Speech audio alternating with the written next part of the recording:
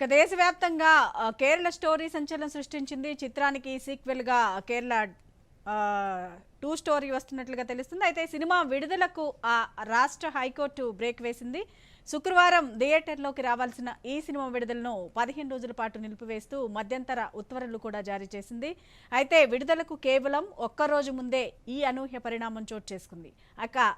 ఈ cinema content ఏదైతే ఉందో అది మత ఉద్రిక్తతలను రెచ్చగొట్టేలా ఉందని, శాంతి భద్రతలకు విఘాతం కలిగించే అవకాశం కూడా ఉందని ఆరోపిస్తూ పలువురు హైకోర్టులో పిటిషన్లు కూడా దాఖలు చేశారు. ఇక ఈ వాదనలను పరిగణలోకి తీసుకున్న న్యాయస్థానం సినిమా విడుదలను మరో 2 వారాల పాటుగా తాత్కాలికంగా నిలిపివేసింది. మరోవైపు ఈ సినిమా ప్రదర్శనకు అనుమతులు మంజూరు చేసిన central board of film certification తీరుపైన కూడా హైకోర్టు తీవ్ర అసహనం వ్యక్తం చేసింది.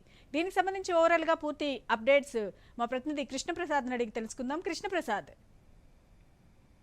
ది కేరళ స్టోరీ సరిగ్గా ఒకరోజు ముందుగా రేజు ముందు పరంగా రావణ న్యాయపరంగా మాత్రం ఎదురు దెబ్బ తగిలిందని చెప్పుకోవచ్చు.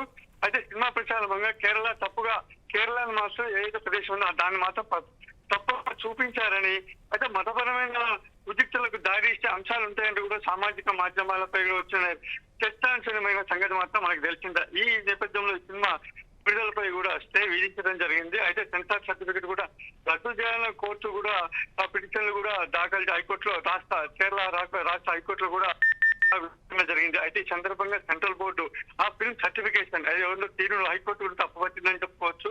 అయితే సినిమా మళ్ళీ పూర్తిగా అంటే పునఃపరిశీలించుకోవాల్సింది కానీ కూడా జస్టిస్ అక్కడ ఉన్న వాళ్ళు కూడా ఎవరైతే ఉన్నారో వాళ్ళు కురియన్ థామస్ కూడా ఈ సెంట్రల్ బోర్డు వాళ్ళకు కూడా సూచనలు జారీ చేయడం జరిగింది.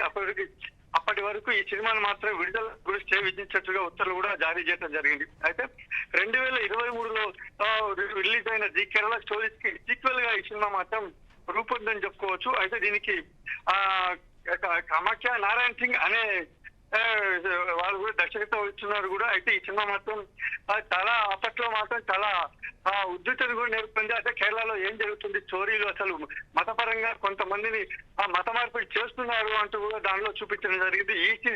ఈ విషయంలో కూడా కేరళలో ఇలా జరుగుతుందా అన్నట్టు కూడా చూపించడం కూడా తప్పుగా వాళ్ళు ఇట్లా చేసుకుంటుంది. ఇట్లా ఆ ఉత్తర్వులు కూడా కోర్టుకి వెళ్ళటం జరిగింది. అయితే నడుస్తున్న కొద్ది పెద్ద మోసపూరిత జరుగుతుందా ఈ కేరళలో అన్నట్టు కూడా వివాదాస్పదంగా మారుతున్న దృష్టంలో కూడా ఈ కేరళ స్టోరీ పై కూడా విచారణ చేపట్టాలి అన్నట్టు కూడా కేరళ హైకోర్టును కూడా చేయడం జరిగింది. అయితే కేరళ హైకోర్టు కూడా మాత్రం దీని మీద మాత్రం ఈ ప్రచారం మాత్రం చిన్న వాయిదాలు మాత్రం వేయాలని కూడా ఉత్తర్వులు జారీ చేసింది.